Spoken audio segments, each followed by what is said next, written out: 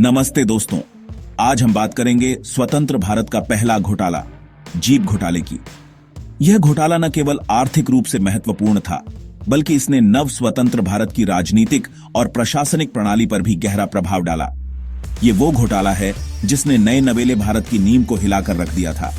इस घटना ने देश की नवजात लोकतांत्रिक व्यवस्था को एक बड़ा झटका दिया। तो चलिए समय में पीछे चलते हैं, साल 1948। यह वह समय था जब भारत ने अभी अभी ब्रिटिश शासन से स्वतंत्रता प्राप्त की थी और देश के सामने कई चुनौतियां थीं। भारत आजाद हो चुका था और कश्मीर में चल रहे संघर्ष के दौरान अपनी सेना को सुसज्जित करने की तात्कालिकता थी। भारतीय सेना को मजबूत और सुसज्जित करना उस समय की सबसे बड़ी प्राथमिकताओं में से एक था। इसी क्रम में भारत सरकार ने करीब 80 लाख रुपए की कीमत में 200 सेना जीपों की खरीद का सौदा किया। यह सौदा भारतीय सेना की जरूरतों को पूरा करने के लिए किया गया था। यह सौदा किया गया था के कृष्ण मेनन के माध्यम से, जो उस समय ब्रिटेन में भारत के उच्चायुक्त थे। मेनन को इस सौदे की जिम्मेदारी सौंपी गई थी क्योंकि वे ब्रिटेन में भारत के प्रतिनिधि थे। लेकिन कहानी में ट्विस्ट यहीं से शुरू होता है। इस सौदे में कई अनियमितताएं और गड़बड़ियां सामने आईं। इस सौदे में मानक खरीद प्रोटोकॉल को दरकिनार कर दिया गया था। बिना उचित निविदा प्रक्रिया के यह सौदा सीधे तौर पर किया गया था। भुगतान पहले ही कर दिया गया था, लेकिन 200 जीपों में से केवल 155 जीपें ही भारत पहुंची। बाकी जीपों का कोई अता पता नहीं था। नतीजा 18 लाख रुपए की कमी। यह एक बड़ी वित्तीय हानि थी जो नव स्वतंत्र भारत के लिए एक बड़ा झटका था। आरोप लगे कि वी के कृष्ण मेनन ने विदेशी आपूर्तिकर्ता का पक्ष लेते हुए अनुबंध पर हस्ताक्षर किए बिना उचित निविदा या निरीक्षण के।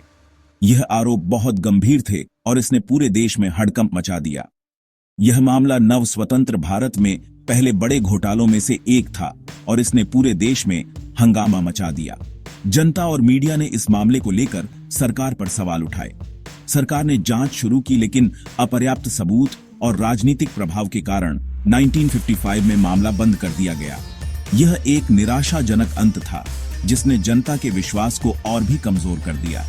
और हां, मेनन ने अपना राजनीतिक करियर जारी रखा और बाद में नेहरू की सरकार में एक प्रमुख व्यक्ति बन गए।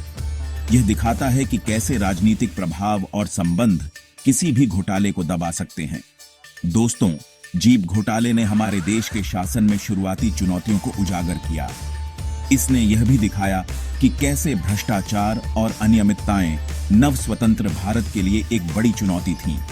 इस घोटाले ने कमजोर खरीद प्रणाली और पारदर्शिता की कमी पर सवाल उठाए और भ्रष्टाचार को लेकर जनता में जागरूकता बढ़ाई। यह एक महत्वपूर्ण मोड़ था जिसने भविष्य के लिए कई सबक दिए। तो ये थी कहानी स्वतंत्र भारत के पहले घोटाले की।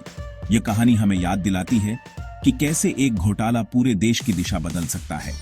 अगर तब सही कार्रवाई की गई होती तो शायद आज भारत की हालत कुछ और होती। ये एक सोचने वाली बात है कि कैसे एक घटना का प्रभाव दशकों तक महसूस किया जा सकता है। अगर आपको हमारा वीडियो पसंद आया हो तो लाइक और सब्सक्राइब जरूर करें। आपके समर्थन से हमें और भी रोचक कहानियां लाने की प्रेरणा मिलती है। मिलते हैं अगले वीडियो में। धन्यवाद। तब तक के लिए खुश रहें और इतिहास से सीखते रहें।